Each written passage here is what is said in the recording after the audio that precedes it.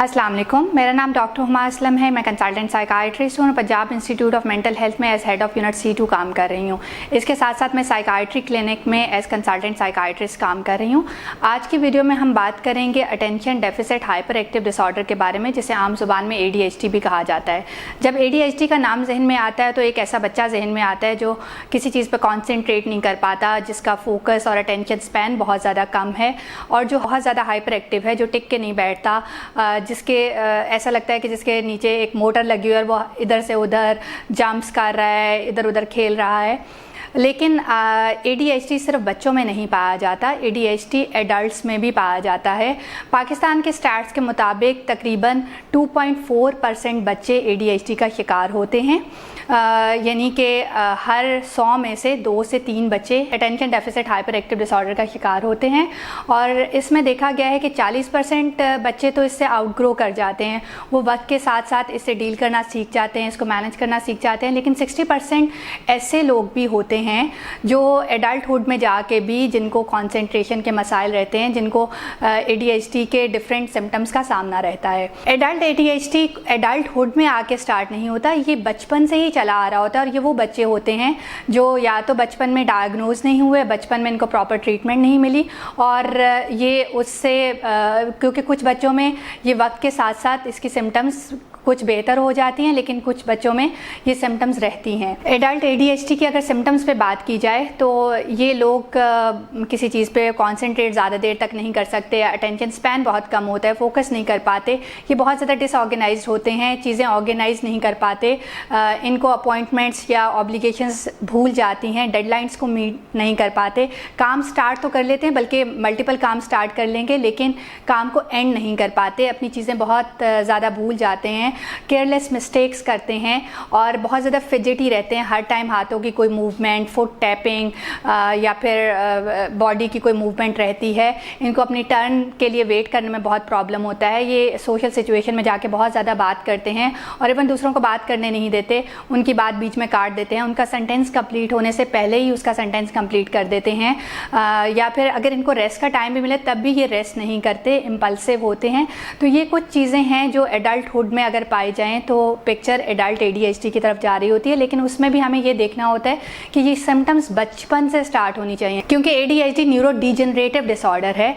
ये बच्चा माँ के पेट से लेके पैदा होता है, ये बाद में डेवलप नहीं होता।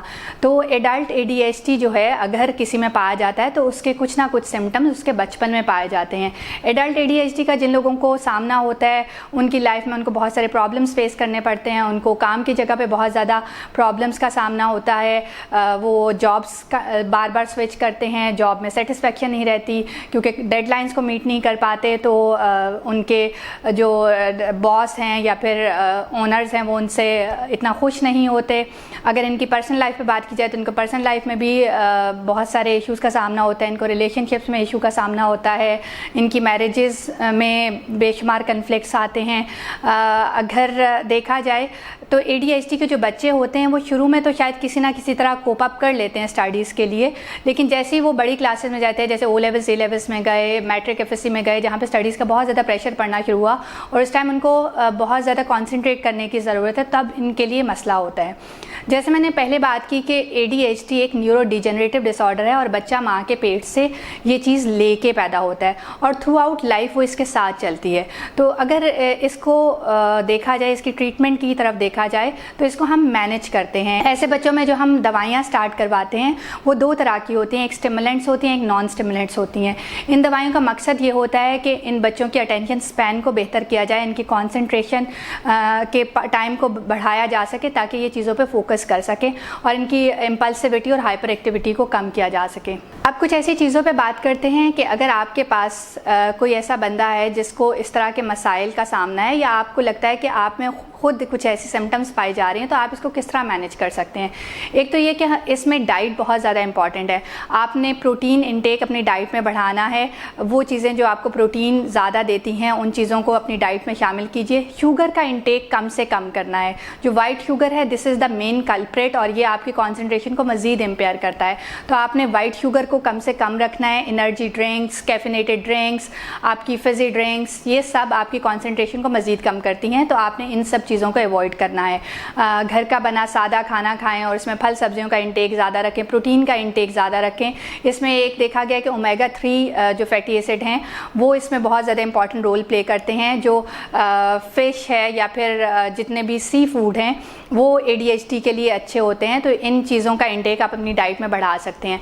फिर क्योंकि इनको ऑर्गेनाइज होने का मसला होता है, इनसे टाइम मैनेजमेंट नहीं होती, तो कुछ थोड़ा सा अपने ऊपर काम करने से अगर इनको टाइम मैनेजमेंट सिखाई जा सके, अगर इसके लिए किसी की हेल्प लेने की ज़रूरत पड़े या अपने लिए कुछ सेल्फ हेल्प की गाइडलाइंस होती हैं, अपने आप के लिए टाइम मैनेजमेंट सीखनी है, अगर टाइम मैनेजमेंट की अच्छे से सीख लें, कुछ टू डू लिस्ट बनाएं जिस पे एक दिन के टास्क लिखें और उनको टिक मार करते रहें, ताकि आखिर टाइम जब ख़त्म हो जाए इनके पास तब तक चीज़ें पड़ी ना रहें, पेंडिंग ना रहें। क्योंकि ADHD में प्रोक्रेस्टिनेशन बहुत ज़्यादा होती है, ये डिले करते रहते हैं टिल डेडलाइन आ जाती है और फिर इनको बहुत ज़्यादा परेशानी का सामना करना पड़ता है। तो अगर ये टाइम को प्रॉपरली मैनेज करना सीख लें, अपनी ज़िंदगी में कुछ ऑर्गेनाइजेशन ले आएँ, तो चीज़ें बेहतर हो जाती हैं। फिर गोल सेटिंग पे काम करना बहुत ज़रूरी है, अपने छोटे छोटे गोल सेट किए जाएँ और हर गोल को अचीव करने के बाद खुद को बहुत ज़्यादा अप्रिशिएट किया जाए ताकि नेक्स्ट गोल की तरफ मूव किया जा सके। और फिर क्योंकि इनमें एनर्जी बहुत ज़्यादा होती है, तो उस एनर्जी को बर्न करने के कोई बेहतर तरीके फिगर आउट किए जाएं। जैसे ही अगर ये रेगुलर एक्सरसाइज करें, रेगुलर वॉक करें, तो उससे इनकी एनर्जी बर्न हो सकती है, या कोई और फिज़िकल एक्टिविटी के तरीके फिगर आउट किए जाएँ जिनमें इनकी जो एक्स्ट्रा एनर्जी है वो यूटिलाइज हो जाए और वो इम्पल्सिविटी का एलिमेंट कम हो सके। सो ये कुछ चीज़ें अगर ये लाइफ में अपने ले आएँ तो ADHD की सिम्टम्स कुछ बेहतर हो जाती हैं। मैंने पहले ही कहा कि इसका कोई प्रॉपर ट्रीटमेंट नहीं है, क्योंकि ये एक डिसऑर्डर है जो बच्चा पैदाइश से लेके आता है और इसको हमने मैनेज करना होता है। तो ये जो आपको टिप्स बताई हैं इनको यूटिलाइज़ करते हुए आप बेहतरी ला सकते हैं। और अगर उसके बाद भी चीज़ें बेहतर नहीं हो रही तो आपको किसी साइकाइट्रिस्ट के पास जाना चाहिए ताकि आपको मुनासिब दवाई स्टार्ट की जा सके और लाइफ में बेहतरी लाई जा सके। अगर इसके बाद भी आपको ADHD के बारे में कोई मालूमात चाहिए तो आप नीचे कमेंट्स में पूछ सकते हैं। अगले प्रोग्राम तक के लिए मुझे इजाज़त दीजिए। Thank you very much.